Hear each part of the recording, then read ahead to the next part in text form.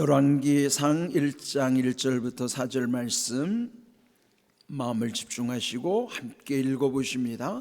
다윗 왕이 나이가 많아 늙으니 이불을 덮어도 따뜻하지 아니한지라 그의 시종들이 왕께 아뢰되 우리 주 왕을 위하여 젊은 처녀 하나를 구하여 그로 왕을 받들어 모시게 하고 왕의 품에 누워 우리 주 왕으로 따뜻하시게 하리이다 하고 이스라엘 사방 영토 내에 아리따운 처녀를 구하던 중 수넴 여자 아비삭을 얻어 왕께 데려왔으니 이 처녀는 심히 아름다워 그가 왕을 받들어 시중 들었으나 왕이 잠자리는 같이 하지 아니하였더라.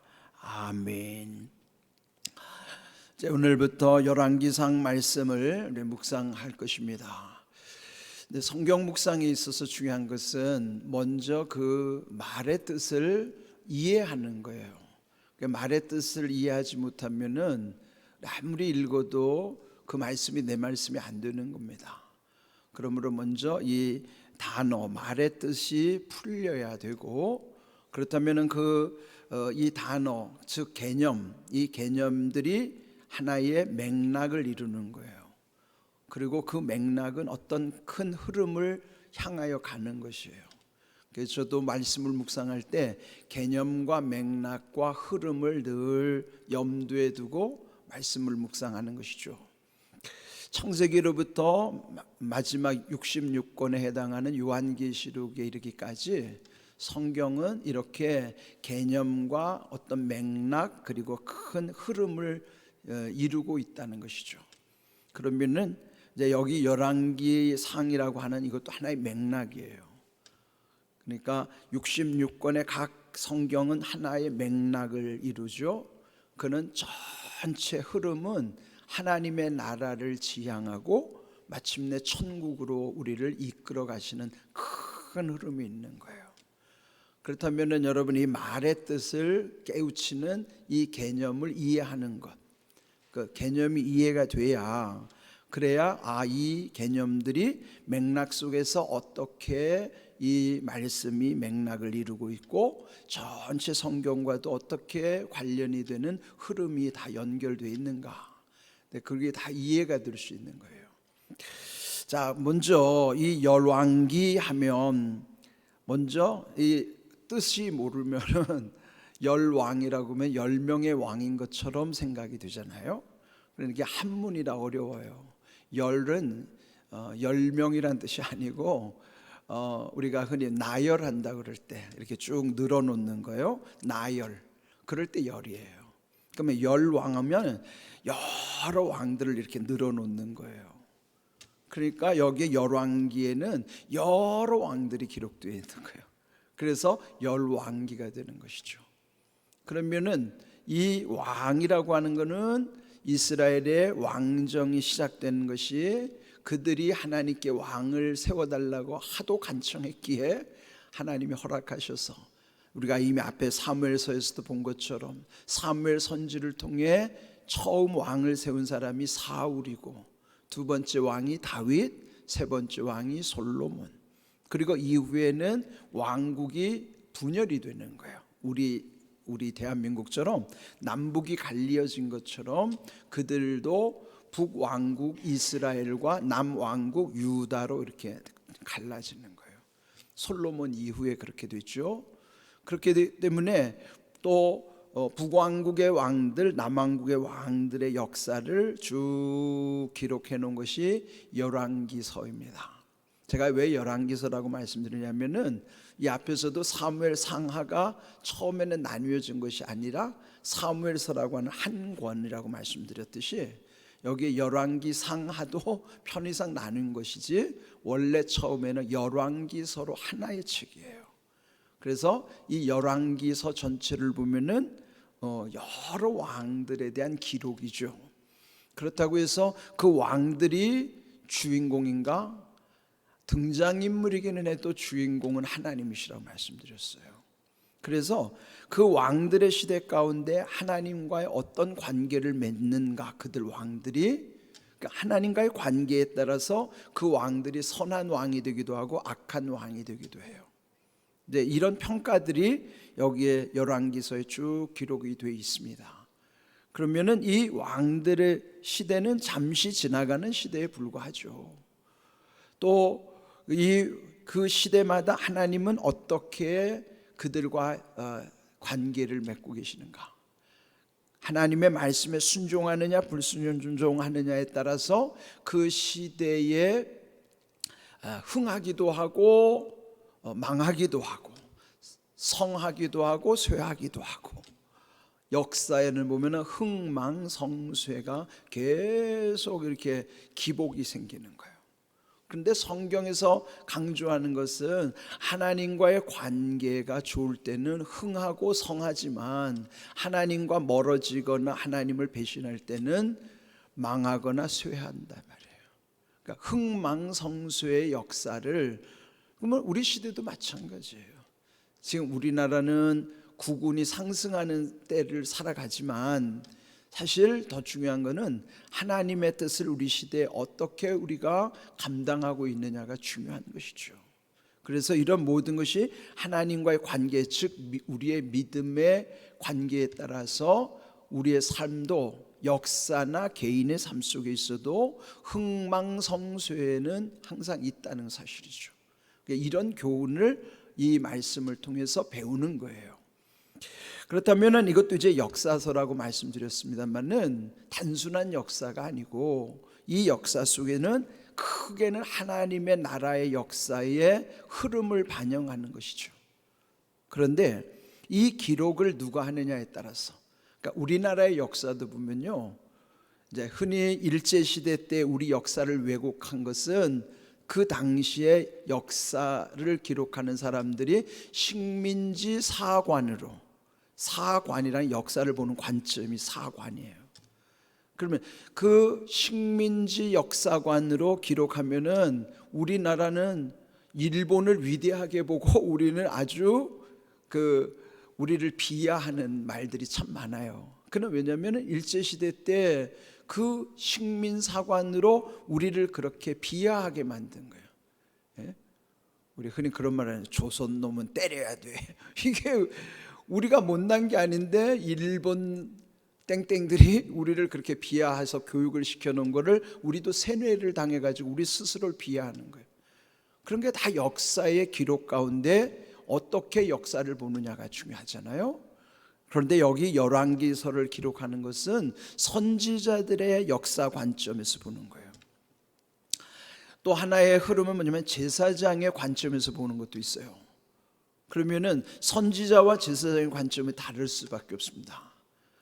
그러니까 둘 다 기름 부어 세우는 하나님이 쓰시는 종들이지만은 선지자라 하는 것은 하나님의 말씀을 받아서 백성들에게 선포하는 것이 선지자라면은 백성들의 죄를 가지고 하나님께 나오는 것이, 그게 제사장이에요. 방향이 좀 다르죠. 먼저 하나님께 말씀 받아서 백성으로 가는 건 선지자, 백성의 죄를 짊어지고 하나님께로 오는 사람은 제사장. 그러면은 제사장은 하나님께 긍휼을 구하는 기도를 할 거란 말이에요. 반대로 선지자들은 하나님의 준엄한 말씀을 경고하는 거예요. 그러니까 내용도 다르고 방향도 다른 거예요. 그러면 역사를 제사장의 관점으로 보면은 뭔가 좀 더 용서하고자 하는 하나님이 더 강조될 수도 있고, 선지자의 관점으로 보면은 하나님의 경고의 메시지를 더 강하게 기록할 수도 있는 거예요. 그렇다면 여기 열왕기서는 이제 선지자의 관점에서 기록된 거예요. 그러니까 더 준엄하게 하나님의 말씀이 임하는 것이죠. 그 반대로 이제 역대기로 가면은 거기는 또 제사장 관점으로 좀 달라져요. 그러면은 성경은 이렇게 선지자의 눈으로도 보게 하시고 제사장의 눈으로도 보게 하시고, 그러면 다양한 시각들이 반영될 때 성경을 입체적으로 이해할 수 있는 거예요. 다양하게. 그래서 이 역사에서 하나님의 음성을 듣는 것이 참으로 중요한 것입니다. 역사를 잊어버리면은 그 나라 민족은 소망이 없다고 그러잖아요. 또 역사의 교훈을 얻지 못하면은 그 과거의 악순환이 계속 되풀이되는 거예요. 그래서 여기 이 역사에 관한 것도 그 역사 속에 하나님의 음성을 듣고자 하는 내용이죠. 그런데 여기 이제 열왕기상 오늘 읽은 말씀은 어떻게 시작되는가 하면은 다윗의 노환으로부터. 노환이 뭡니까? 나이가 들면 생길 수 있는 질환이 노환이에요. 그거는 뭐 특별히 어떤 특별한 병이라기보다는 누구나 마지막에 오는 노환은 피할 수가 없죠. 그런데 여기 지금 이 다윗의 노환, 즉 다윗이 결국 이렇게 시름시름 앓는 과정으로부터 시작해서 결국 이 열왕기 끝에 보면은 북왕국도 남왕국도 다 무너지는 것으로 이제 이 끝나는 역사예요. 다윗은요 나이 30에 왕이 돼서 40년 동안 통치를 했어요. 그리고 이제 여기 그러면 이제 나이가 얼마예요? 70살이죠. 70살에 지금 여기 다윗이 나이 많아 늙으니 그렇게 이제 기록이 되는 것입니다. 이스라엘 역사에 있어서 다윗은요 누구도 범접할 수 없는 대단한 왕이에요. 유명한 왕일 뿐만 아니라 아주 위대한 왕이고 또 성왕이라니까, 성왕, 거룩한 왕이라니까, 하나님과의 아주 친밀한 관계를 유지했던 아주 특별한 왕이죠. 그러니까 엄청난 그 다윗 왕도 결론은 뭐예요? 연약한 인생으로 끝나는 것입니다. 그래서 오늘 이 시대를 살아가는 우리도요 대단한 존재가 있는 게 아니에요. 여러분, 사람을 너무 대단하게 보지 마십시오.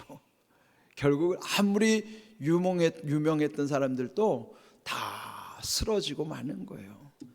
쓰러지기도 하지만 쓰러져 가는 거예요. 우리 교회에도 보면은 대단한 목사님들 계시잖아요. 그런데 그 목사님들도 연세가 많으셔서 좀 연세가 많으시면 그분들이 설교할 때도 보면 이제 막 자기 몸도 하나 갖추지도 못하고 막 일해가지고 설교하시는 목사님을 보면 너무너무 안타까워요. 그렇게 한 시대를 주름잡던 엄청난 목사님들도 지금 다 가셨어요.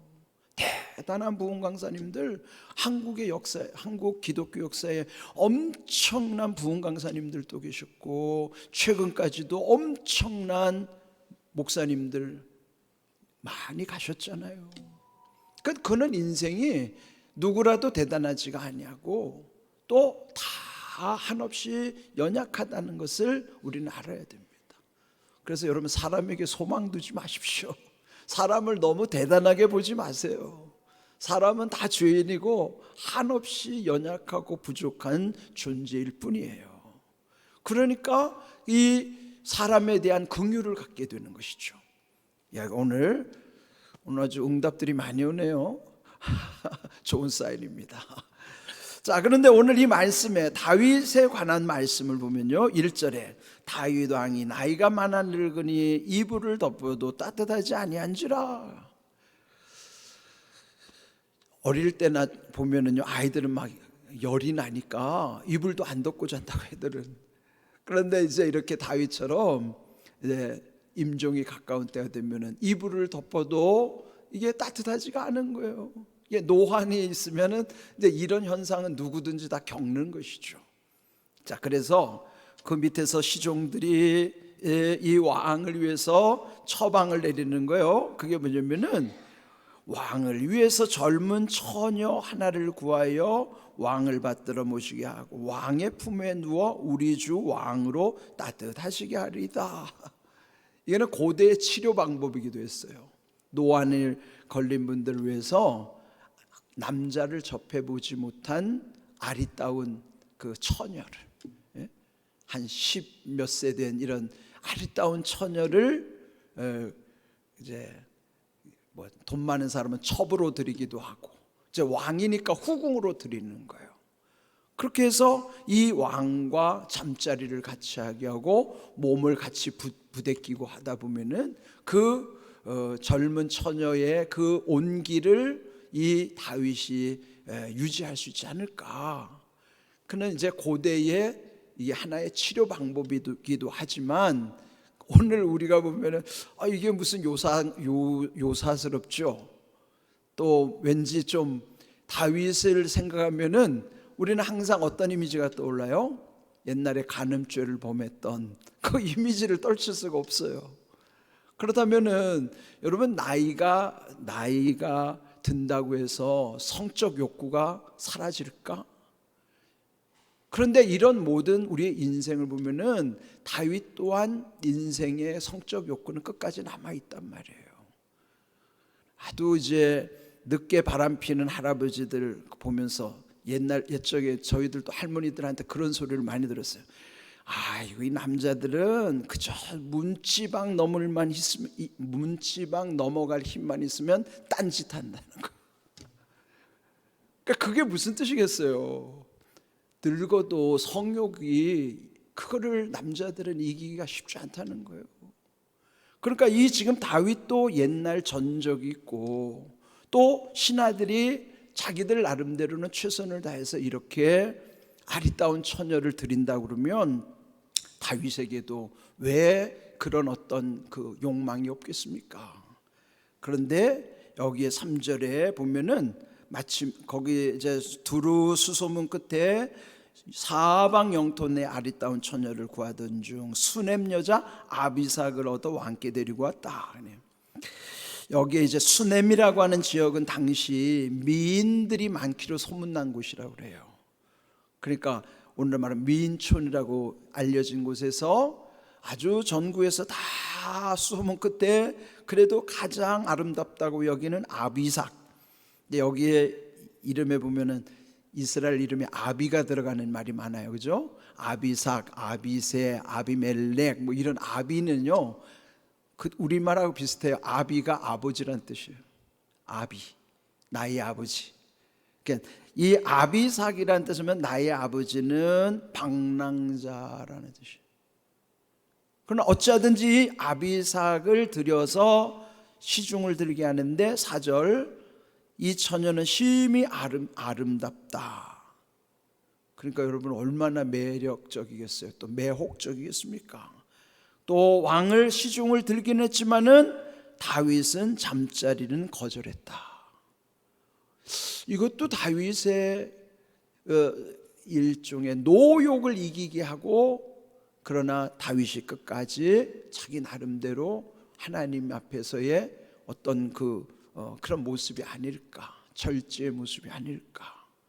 네, 이런 이 말씀 속에서 이 다윗의 연약함도 보지만은 또 한편으로는 다윗의 또 절제력도 볼 수 있는 것 아닐까, 이런 생각을 하는 거예요. 그런데 여기 오늘 제목이 뭐냐면 나이 많은 늙은이 그랬어요. 나이가 많은 늙은이. 이거는 우리에게도 다 닥치는 현실이고, 성경에도 보면 나이가 많아 늙었다는 표현이 참 많이 나와요. 아브라함에게도 여호수아에게도 또 다른 누구에게도 이 나이가 많아 늙은이라고 하는 표현은 아주 일상적인, 우리에게도 다 현실이죠. 자, 그러면 나이가 많아 늙을 때 우리가 어떤 것을 소망해야 될까? 아브라함의 말씀을 통해서 좀 배웠으면 좋겠어요. 창세기 오늘 말씀 24장 1절 함께 읽어봅니다. 아브라함이 나이가 많아 늙었고 여호와께서 그에게 범사의 복을 주셨더라. 이렇게 되면 좋겠죠. 아브라함도 나이가 많아 늙었고 다윗도 나이가 많아 늙으니 이불을 덮어도 따뜻하지가 않았다 그랬는데, 아브라함을 기록할 때는 그가 나이가 많아 늙었어도 여호와께서 범사의 복을 주셨다. 범사라는 모든 일이란 뜻이에요. 모든 일에 하나님이 복 주셨다. 여러분, 우리도 나이가 많아 늙어서 이불을 덮어도 따뜻하지 않을 때가 오지만은, 그러나 아브라함에게 하나님이 범사의 복을 주신 것처럼 여러분의 삶 속에서도 나이가 많아 늙었을 때도 아브라함처럼 범사의 복을 주시는 삶이 되기를 축복합니다. 오늘 이 귀한 말씀으로부터 이제 이 열왕기가 시작이 되지만은 결국은 우리의 인생의 연약함을 깨닫게 하시고 그럴수록 더욱 하나님을 의지하게 하시는 거예요. 오늘 이 다윗의 시대가 저물어가면서 이렇게 또 역사는 계속되어지지만은 그 속에 중요한 것은 하나님을 의지하는 거예요. 하나님을 향하는 것이고 하나님과의 관계 속에서 주시는 은혜와 복을 누리게 하시는 거예요. 오늘의 귀한 말씀을 통해서 열왕기서를 통해서 여러분 각자에게 또한 깨닫게 하시는 하나님의 음성이 있을 거라고 믿습니다. 이런 귀한 은혜를 여러분이 또 삶 속에 잘 적용할 수 있는 지혜와 잘 적응할 수 있는 능력도 하나님이 더해 주시기를 주님의 이름으로 축복합니다. 아멘.